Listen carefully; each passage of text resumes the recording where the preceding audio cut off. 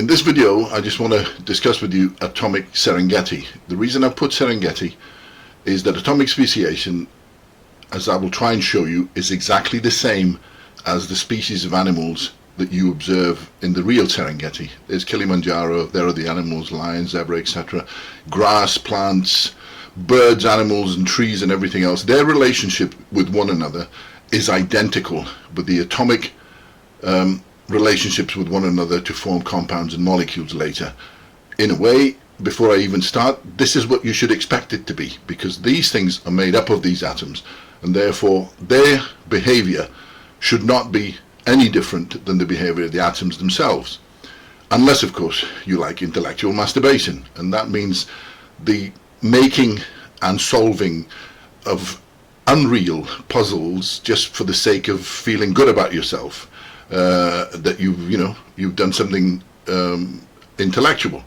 Now here, if you've looked at the videos before, you remember that it's the hydrogen atom that is the root cause of everything in the universe. It makes other atoms, and it makes all of the forces that make the atoms themselves. Like here, the middle stage deuterium, and then it goes on to form helium, and then further fusion occurs and you get other atoms like oxygen and sodium and so on. If just a little digression here, I think it's important that we distinguish what I consider to be natural philosophy as opposed to Zenoism, or the illusion of intellect or intellectual masturbation.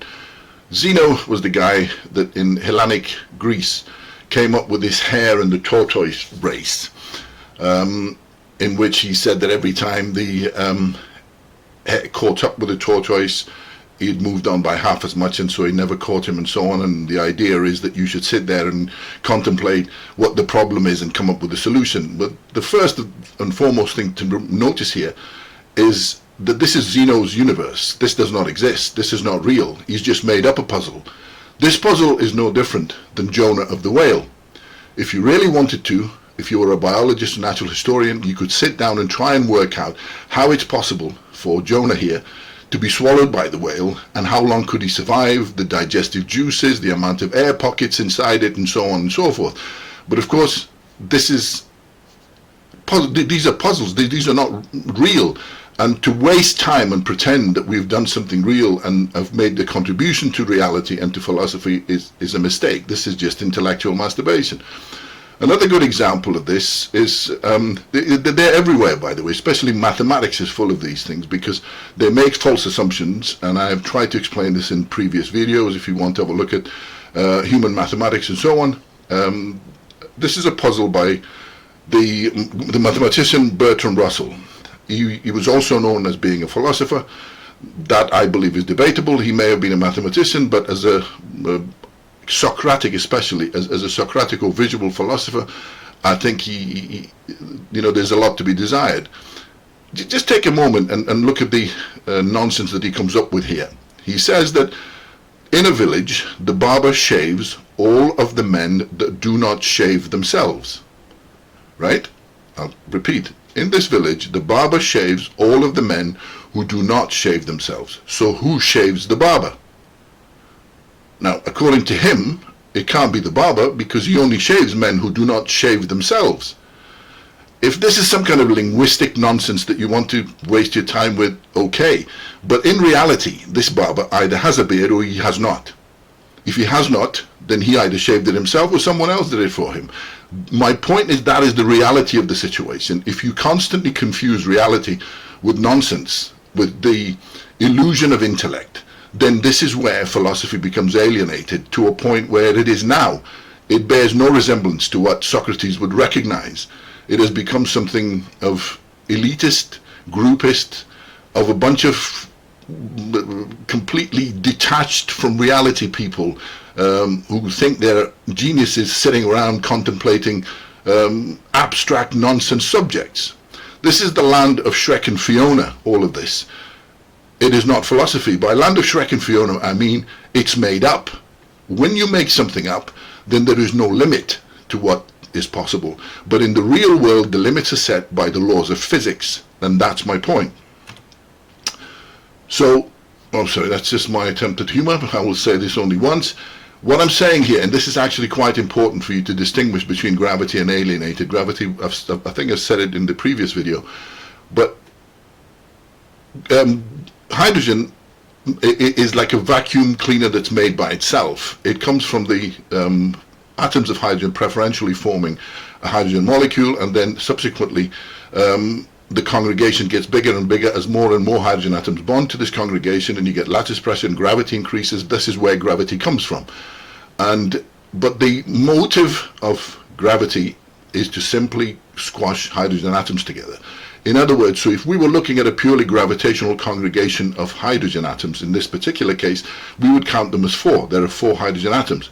However, alienated gravity, when you look at it, this is helium, and it's made up of exactly the same 4 hydrogen atoms. However, if I asked you what is the population number of this congregation, what would you say? It is 1. It is not 4. This is now helium. It is something completely different. So through alienated gravity, and this alienation step comes from fusion. Fusion is the mistake that happens in purely gravitational congregations, and out of this we get speciation of atoms. And all of the atoms are formed through this alienation. In other words, through fusion. So as you can see, life is a process. This is very important because where the normal people, the professionals, natural historians and biologists pick up life is halfway through the story. It's not the beginning at all. And Darwin himself picks it up from here because, well, he didn't know about atoms and so on, so that's forgivable, but his insight is still quite scary. But as you can see, life begins as a process almost immediately in the universe, because hydrogen itself, by the way, is an atom, so therefore is part of the species of atoms that are necessary to make up life. And here is the key statement. Life is alienated gravity, because there is where we get atomic speciation, because if we didn't have atoms, there would be no life. So that's the first step of alienation and the first step in the complexation of life through alienation. Atoms are prey or predators relative to other atoms. That's just basically the electronic slope that determines which one is a predator and which one becomes the prey, depending on the proton-electron content of each, and I'll show you in the next slide. The electron slope between atoms defines the food chain, and this food chain is identical to the food chain in the Serengeti. There is no difference, it's just the electronic slope. Relative to one another, all events that we consider to be plants and animals are either prey or predator. They chase each other's electron slopes, because remember, food is nothing but trying to gain some electrons, even though the first step is gaining mass, and then you burn it in the presence of oxygen to get the electrons. So that principle is identical in every way to the Serengeti and all of the animals. And guess what? If you just take a moment, even if you have problems at the moment believing what I'm trying to tell you, because you may not have other things, you should really expect that to be the case. Why wouldn't you expect this to be the case if things are made out of bricks and mortar? Then whatever congregations you form, no matter how complex, they should still behave as bricks and mortar. The electron slope food chain, I'll just briefly recap if you've not seen the thing. Out of hydrogen we get speciation of atoms. Since all atoms, the rocks, are made up of these atoms, then the rock itself becomes a hydrogen atom in a way, because the proton content and its electron content as a congregation, relative to, say, the moon, that has a bigger proton content, this will be attacking the electrons on this one, so that is food for this congregation. This in turn, relative to the sun, becomes food for the sun, because now this is a much, much bigger proton congregation, much bigger hunger for electrons, and therefore it attacks it. There may be overlap, as it is between the moon and the Earth, for example. The Earth is, of course, the predator relative to the moon, but there's still some, because we get the tides, of course, and the gravity overlap. But my point here is to tell you that nothing really changes between them. There's the proton, electron. There is a relativity here between the proton is proton-rich compared to the electron here, and the electron is electron-rich compared to the proton. And here, this exact same principle applies. And it never stops, even when you go to the black star in the middle of the galaxy, and all of the components here, all the stars and all the planets that make up the galaxy. The relationship is exactly exactly this here: small fish, bigger fish, bigger fish, bigger fish, and that's where predation goes. And the electron slope goes that way. These are relative to one another, electron rich as you go in that way, and they become proton rich as you go the other way. So this has got a bigger cluster of protons, etc. So all bonding is relative gravity, which is what you should expect it to be. If you look at the very simplistic and the weakest one, a purely gravitational congregation, this would be a situation of in space, even inert gases will combine. Although the inert gases means that their hunger, the protonic hunger for the electron, is more or less satiated, but still there is enough of a gradient that they will congregate to form gravitational clusters.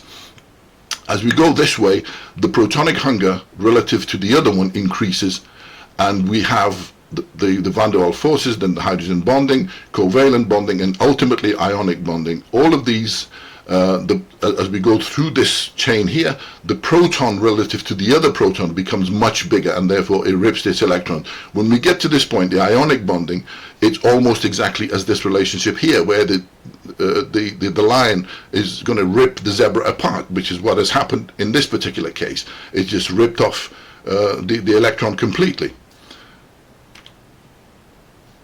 That was just a very brief video on atomic speciation, so that you can see that they're exactly the same. If you need a systematic and complete explanation of the points that I'm raising in this video and in the other ones, then please get this book. It's number 2 in the series, Bionomy, and it's completely free as a Kindle ebook. I don't want anything from you. My motivation is to show you that the establishment is not necessarily right, and it doesn't mean that I'm necessarily right myself, but between the two, this might inspire you to actually think for yourself, and you might be the one that comes up with the truth that we all need. Because as per Socrates, to whom this channel is dedicated, the unexamined life is not a human life. That's misrepresented usually as saying unexamined life is not worth living, which doesn't mean anything. What Socrates means, if we don't examine our motives and our actions before we commit to them, we are living the life of an animal, rather than a human. And by that definition, unexamined truths are just opinions. Every idiot's got them. They mean nothing. And unchallenged establishments become cults, which almost all of the Western education system has become that, not simply because they're just cultish, where they become territorial and elitist, but they now become businesses, huge businesses, capitalist adventures, in which really the only thing that matters is money and status and so on. Anyway, thanks.